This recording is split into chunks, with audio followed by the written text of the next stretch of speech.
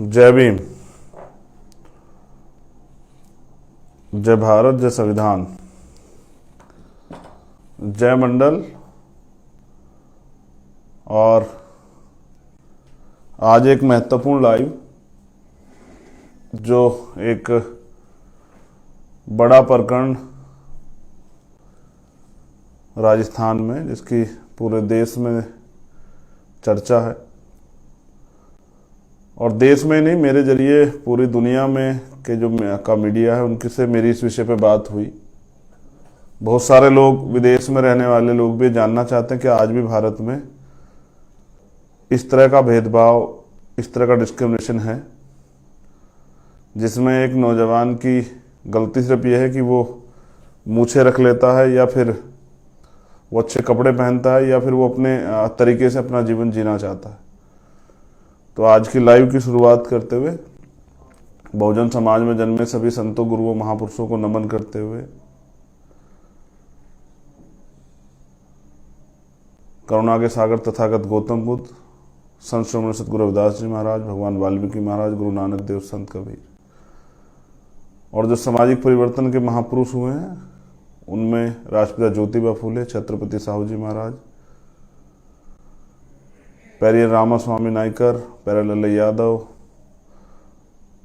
विश्व रत्न बाबा साहब डॉक्टर भीमराव अंबेडकर, बाबू जगदेव प्रसाद कुशवाहा, जननायक कर्पूरी ठाकुर। एक जो नए नाम आप मुझसे सुनेंगे, जैसे महामना रामसूर वर्मा जी का तो मैं जिक्र करता हूं, लेकिन हरि सिंह ठाकुर, ये बंगाल से हैं। काशीराम साहब इनके बारे में बड़ा प्रचार करते थे, मैंने भी इनको बहुत स्टडी किया है अब। और शिक्षा के लिए, शोषित वर्ग के को एजुकेशन के लिए एक बड़ा काम इन्होंने किया है, इनके बेटे ने। तो इनको भी पढ़ना जरूरी है, महापुरुष हैं। मान्यवर साहब श्री काशीराम, मान्यवर दीना भाना वाल्मीकि साहब और अन्य जो महापुरुष समय समय पे जन्मे हैं, जिन्होंने इस देश की आज़ादी के लिए बलिदान दिया। आज एक आंदोलनकारी जननायक किरोड़ी लाल वैसला जी आज इस दुनिया में नहीं रहे। मैं तथागत बुद्ध से प्रार्थना करता हूं कि उनके परिवार को ये दुख सहने की जो है क्षमता प्रदान करें। बड़ा कठिन है आंदोलन से नेता पैदा होना, और उस नेता का सुरक्षित रहना, और उस नेता के जरिए समाज के हितों की रक्षा होना। तो पाली में भाई जितेंद्र मेघवाल जी की हत्या हुई, और मैं खुद वहां गया था। पुलिस ने कार्रवाई की, कुछ जो लोग, जिन लोगों ने हत्या की थी उनको उठाया, हमारी कुछ मांगे भी थी। समाज में बड़ा आक्रोश है, क्योंकि जितेंद्र मेघवाल भाई जो हैं वो बड़े मिलनसार थे, तमाम लोगों में उनका सम्मान था, प्यार करते थे लोग उनसे। तो आज के लिए लाइव में विशेष क्या है? पहली बात विशेष ये है कि जो मांगे थी वो नहीं मानी गई है। जो समाज ने मांगों की अपील की थी, उनको हमें शायद कमजोर रख के उन मांगों को अस्वीकार किया गया, उन पर ध्यान नहीं दिया गया। जैसे हमारी मांग थी कि परिवार को मुआवजा दिया जाए, प्लस परिवार के एक व्यक्ति को सरकारी नौकरी दी जाए। वहाँ की कुछ बातें और आपसे शेयर करूंगा, लेकिन ये कोई बड़ी मांग नहीं थी और ये जायज मांग थी, क्योंकि जितेंद्र मेघवाल हत्या का जिम्मेदार नहीं था, कि उस अधिकारी नहीं था कि उसकी हत्या की जाएगी। जब एक परिवार अपने बच्चे को पाल पोस के बड़ा करता है, उसके साथ उस परिवार के सपने होते हैं, और वो सपने सिर्फ वो लड़का या वो बेटी और बेटा नहीं देखता है, उसका परिवार भी देखता है। उसकी बहन, उसकी माँ, उसकी भाभी, उसके पिता, उसके ताऊ, उसके चाचा, सब लोगों के सपने होते हैं कि ये बेटा जिसको हमने पाल कर तैयार किया, सब लोगों से जुड़ा होता है। एक जिंदगी बड़ी लंबा समय होता है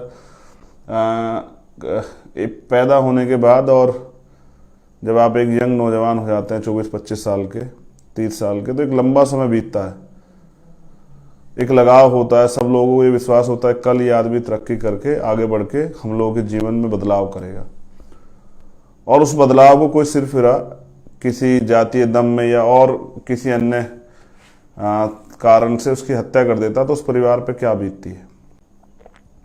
हमारी जो मांगे थी वो जायज मांगे थी, क्योंकि किसी को अधिकार नहीं कि वो किसी की हत्या कर दे।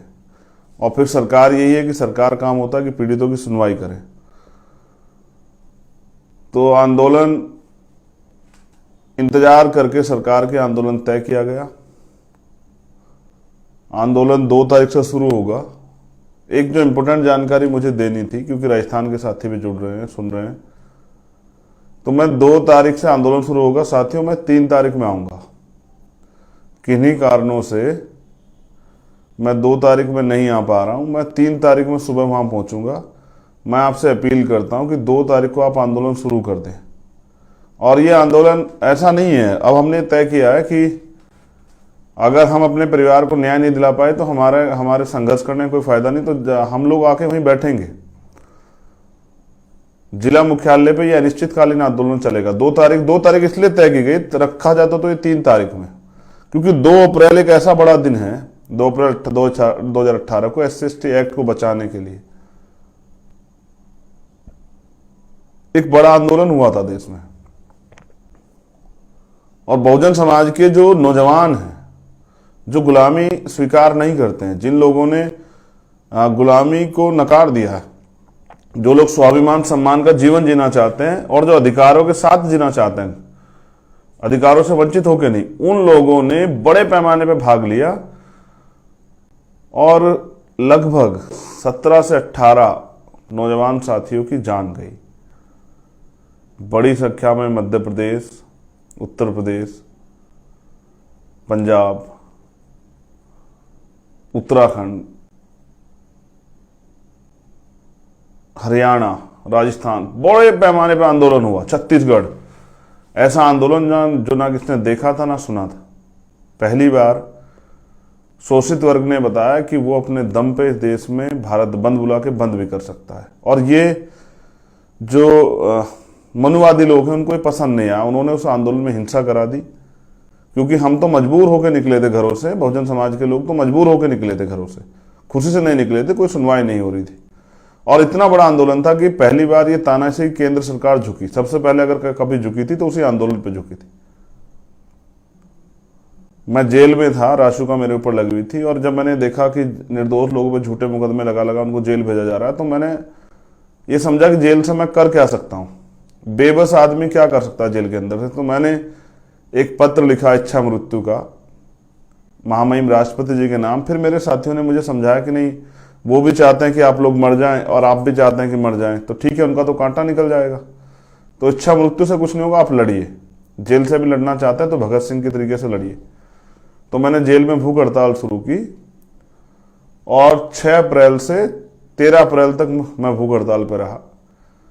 लेकिन सरकार और सिस्टम के लोग ये कहते रहे कि वो तो खाना खा रहे हैं, तो तीनों टाइम खाना खा रहे हैं, 3 सब्जी खा रहे हैं, 2 सब्जी। मैं अखबार का भी कोई पढ़ा करता था तो मुझे बड़ी हंसी आया करती, किस तरह से किसी के संघर्ष का मजाक उड़ाया जाता है। प्रशासन ने मेरी मुलाकात बंद कर दी। एक दिन माँ मिलने के लिए आई जेल, और वो जूस लेके आई, तो मैंने मुलाकात बंद थी, फिर भी मीडिया के लोग आए तो सरकार को लगा, मतलब प्रशासन को, कि अगर आज आमने सामने पे इनकी माँ नहीं जा पाएगी तो सवाल खड़ा होगा। तो माँ ही वो जूस और कुछ मिठाई लेके आई, तो मैंने उनको मना कर दिया कि देखिए माँ, अगर आज मुझे कोई नहीं देख रहा है जेल के अंदर कि मैं अपनी तन्हाई में क्या कर रहा हूँ, क्योंकि मैं तन्हाई में रहता था अकेला सोना बहने। एक रात जब मैं सुबह होती थी तो मैं सोचता कि वो दिन आएगा जब मैं यहाँ से निकल के और इसलिए काम करूँगा किसी और के साथ अन्याय ना हो, और अपने भाइयों को जागरूक करने का काम करूँगा। तो मैंने माँ से कहा कि माँ, मुझे कोई देखता नहीं है तन्हाई में, वहाँ मैं चाहूँ तो वहाँ भी पानी पी सकता हूँ, वहाँ भी खाना खा सकता हूँ, लेकिन अगर मैं दिखावे के लिए सब बाहर आके करता हूँ और अंदर से छिप के कुछ खा पी लेता हूँ, तो ये इससे मैं खुद को सेटिस्फाई नहीं कर पा रहा हूँ, अपने जमीर को गवाही नहीं दे पा रहा हूँ कि मैं ईमानदारी से अपना काम कर रहा हूँ नहीं कर रहा हूँ। जैसे एक चोर चोरी करता है तो वो सोचता है कि उसको कोई देख नहीं रहा है, लेकिन कुदरत उसको देख रही होती है। उसको खुद को पता होता है कि वो गलत क्या कर रहा है या सही कर रहा है।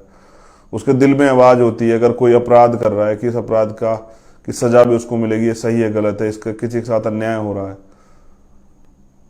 तो मैं बार बार आंख पे इसलिए हाथ ले जा रहा हूँ, आंख पे कुछ मुझे दिक्कत हुई है। तो मगर मैं ये कह रहा था आपसे कि तो मैंने माँ को मना कर दिया और माँ ने बाहर जाके कहा कि वो नहीं मान रहा है किसी की।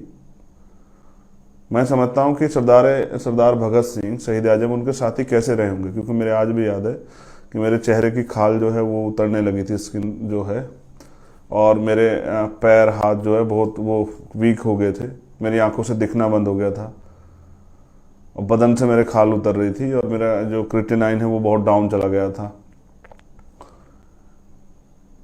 14 तारीख को 14 अप्रैल को बाबा साहब की जयंती में मेरे बड़े भाई मेरे पास आए मिलने के लिए और उन्होंने मुझसे 2 बातें शेयर की।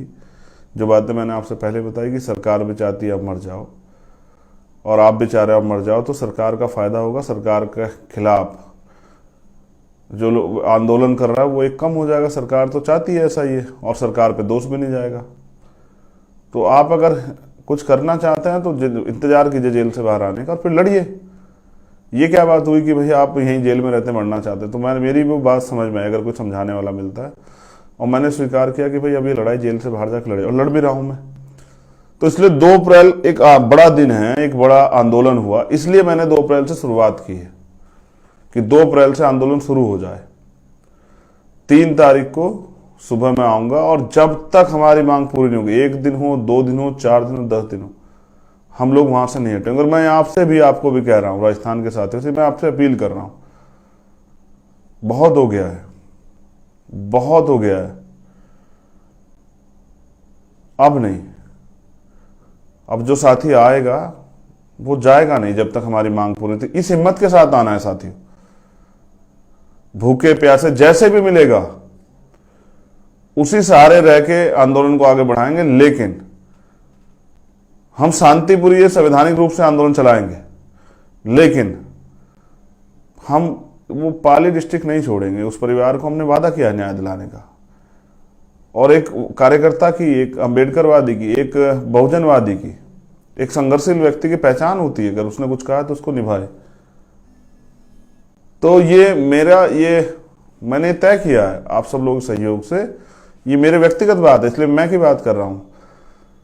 मैं जब वहां जाऊंगा तो हम अपनी बात करेंगे, लेकिन मैंने व्यक्तिगत तय किया कि जब तक हमारी मांग पूरी नहीं होगी मैं वहां से नहीं हिलूंगा। और मैं अपने साथियों से भी अपील करता हूं कि वो 2 तारीख को आ जाएं, लेकिन मैं 3 तारीख में आऊंगा और आंदोलन 3 तारीख से लगातार चलेगा।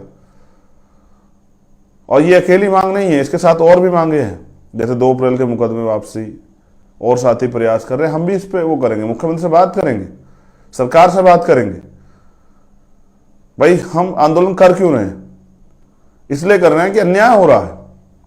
अभी आपने देखा नहीं क्या हुआ, भाई मुकेश वाल्मीकि जी कैप्टन था, उनके बेटे के साथ जो मारपीट हुई है धौलपुर में विधायक द्वारा, और मैंने कल उनसे बात की, क्या नहीं बताया उन्होंने मुझे, कितना अन्याय किया गया उस बच्चे के साथ।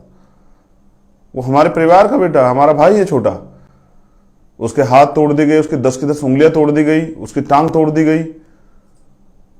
महापुरुषों के आशीर्वाद से बच गया, वो तो उसको मरा हुआ छोड़ के गए थे। ये अन्याय हो रहा है राजस्थान में,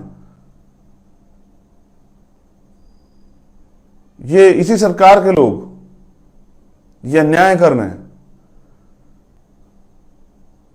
और ये अन्याय नहीं सहेंगे हम लोग, किसी भी कीमत पर नहीं सहेंगे।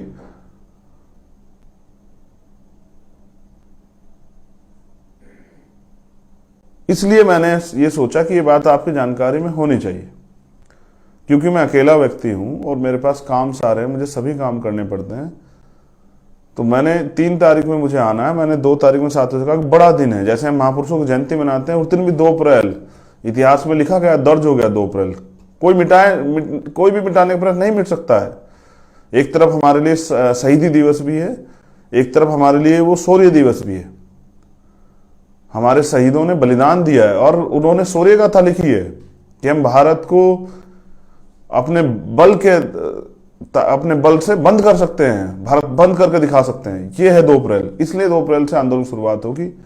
और मेरी आपसे अपील है कि साथियों पहुंचना है, अगर आप इस गुलामी से मुक्ति चाहते हैं, जो अन्याय पाली में हो रहा है, जो मैंने आपको उस दिन बताया, और हम तो और मांगे हैं, हमारी अन्याय एट्रोसिटी तो होती रहेंगी, लेकिन ये तो बंद होनी चाहिए। लेकिन इसके अलावा भी शोषित वर्ग के लोग, वंचित वर्ग के लोग आगे कैसे बढ़े, उनको तरक्की के रास्ते कैसे मिलेंगे, इस पर भी बात करनी पड़ेगी मुख्यमंत्री को। भाई मुझे एक बात की जानकारी वहां लगी कि उस गांव में या उसके आसपास के गांव में अगर अन्याय हो रहा है, उसका सबसे बड़ा कारण क्या है? एक जो सबसे बड़ा कारण है वो ये है कि मजबूरी में, आजाद भारत में 70 साल की आजादी होगी, मजबूरी में हमारे लोगों को ताकतवर लोगों का काम करना पड़ता है, क्योंकि एक जमीन नहीं है, कोई रोजगार नहीं है। देखो भाई, भाइयों के साथ कुछ होता है तो एक बार को मैं थोड़ा सा सोच लेता हूं कि भाई अभी हमारे लोग ताकतवर नहीं, लेकिन बहनों का अपमान ये नहीं बर्दाश्त हो सकता है। हमने अपने महापुरुषों को पढ़ा और हमारे महापुरुषों ने यही सिखाया। और फिर उस जवानी का क्या फायदा जिस जवानी में आप अपने समाज के हितों की रक्षा, अपने देश के हितों की रक्षा, अपने देश की असल जो है ताकत उसको ना दिखा पाओ।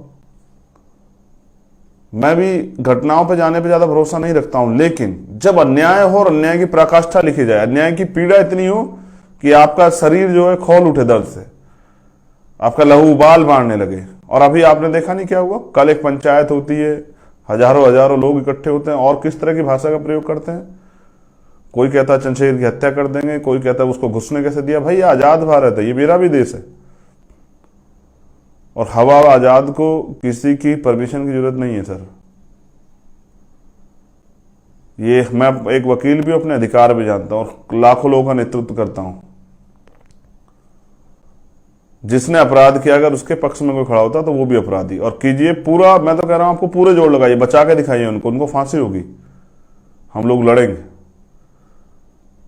तो इसलिए क्योंकि मैं अपनी बहनों से, जितेंद्र मेघवाल की 4 बहनें, मैं जब 4 बहनों से मिला तो उनसे वादा करके कि रोना मत, जब तक मेरे शरीर में लहू का एक आखिरी कतरा तब तक रोना मत मेरी बहनों। मेरा ये वादा है कि आपको न्याय मिलेगा। और न्याय सिर्फ जितेंद्र मेघवाल को न्याय के साथ साथ वो जो गुलामी सदियों से वहां चली उससे भी न्याय मिलेगा। इसलिए मैं 3 तारीख में आऊंगा। आपसे मेरा अनुरोध है कि 2 तारीख को आंदोलन शुरू कर दें और इस दमखम के साथ आए कि अब हम तभी लौटेंगे जब हमारी मांगे पूरी होंगी। अधिकार मांगने से नहीं मिलते, छीनने पड़ते, और छीनने के लिए बल तैयार करना पड़ता है। शक्ति से परिवर्तन होता है, तो शक्ति हमारे आंदोलन में है। और हम अपने आंदोलन को, मैं 3 तारीख में पहुंचूंगा पाली जिला मुख्यालय। आपसे अनुरोध 2 तारीख में आंदोलन शुरू करें। मैं वहां की प्रदेश की टीम से, प्रभारियों से और साथियों से, बहुजन समाज के साथियों से कहना चाहता हूं कि अगर इस अन्याय से मुक्ति चाहते हैं तो अकेले अल्पजन बन के ना लड़िए, बहुजन बन के लड़िए, इकट्ठे होकर लड़िए कि यह अन्याय बंद। फिर उस बात को कोट कर रहा हूं जो गुरु गोविंद सिंह जी ने कही, कोई किसी को राज ना दियो, कोई किसी को ताज ना दियो, जो लियो निज बल लियो। तो अधिकार मांगने से नहीं, लड़ना पड़ेगा, छीनने पड़ेंगे। इसलिए समझदारी से अपने आंदोलन को चलाना है, और अगर बलिदान देना पड़े आंदोलन में तो पीछे नहीं हटना है, वो चाहे तन का हो, मन का हो, धन का हो। क्योंकि आप अच्छे कपड़े पहनते हैं, अच्छी घड़ी पहनते हैं, चश्मा, इससे कोई फर्क नहीं पड़ता अगर आप आजाद नहीं हैं। आपको सिर्फ सांसों का लेना आजादी नहीं है। अगर आप अपनी तरह से नहीं जी सकते हैं, अपनी चीजों का जो आप चाहते हैं उन सपनों को पूरा नहीं कर सकते, तो ये गुलामी है। इसलिए मैं आपसे अपील करता हूं, आपका भाई चंद्रशेखर आजाद, 3 तारीख में आपसे मुलाकात होगी पाली हेडक्वार्टर पे, और आंदोलन चलेगा। और आंदोलन तब तक चलेगा जब तक हमारी मांगे नहीं पूरी होती। इसलिए मैं आपसे अपील करता हूं कि आप सब लोग भी जुटे और एक मजबूत आंदोलन पाली से शुरू हो, और उस आंदोलन के जरिए जो अन्याय हो रहा है पूरे उसमें राजस्थान में, ये पूरी दुनिया को पता लगना चाहिए कि कितना अन्याय और किस तरह का अन्याय, अन्याय की भी सीमा से भी नीचे जो अन्याय उसको कहा जाए, या अन्याय की पराकाष्ठा उसको कही जाए। कुछ तो ये भी बताया गया कि जो लोग जितेंद्र मेघवाल को न्याय दिलाने आए, उनके गांव में सामंतियों ने, ताकतवर लोगों ने उन लोगों का बहिष्कार कर दिया। यह है राजस्थान। अब बात करते हैं जातिवाद की। इनको लगता है कि भाई पंचायत करेंगे तो चंद्रशेखर डर जाएगा। इससे भी बड़ी पंचायत होगी, आप देखना पाली में। उससे भी बड़ी बात, जब जाति के नाम पे तुम अन्याय करते हो तब कुछ नहीं होता है, और अगर हम अपने हितों की रक्षा के लिए खड़े होते हैं तो तकलीफ होती है। करते क्यों ऐसा फिर? ये 1950 से पहला भारत नहीं है, ये आजाद भारत है। बाबा साहब के संविधान ने हमें बराबर की ताकत दी है, और इस अन्याय के खिलाफ लड़ना हमारे महापुरुषों ने, रहबरों ने हमें सिखाया है। तो पाली में आंदोलन शुरू होगा, 3 तारीख को मैं पहुंचूंगा, ये जानकारी थी। और वो आंदोलन तब तक चलेगा जब तक हमारी मांगें नहीं पूरी होती। जय भीम, जय भारत, जय मंडल, जय संविधान। आप सभी के लिए मंगल कामनाएं। और फिर आपसे कह रहा हूं, अगर आप सोचते हैं कि कोई आके आपकी किस्मत बदलेगा, तो ये आपकी गलतफहमी है। अपने हिस्से की लड़ाई लड़नी पड़ेगी और उसके लिए मैदान में उतरना पड़ेगा।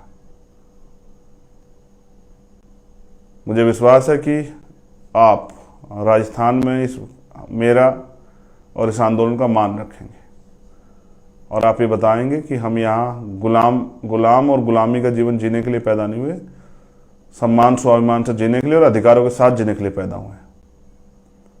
2 तारीख से आंदोलन शुरू होगा और 3 तारीख में आपसे मुलाकात होगी। जय भीम, जय मंडल, जय भारत, जय संविधान।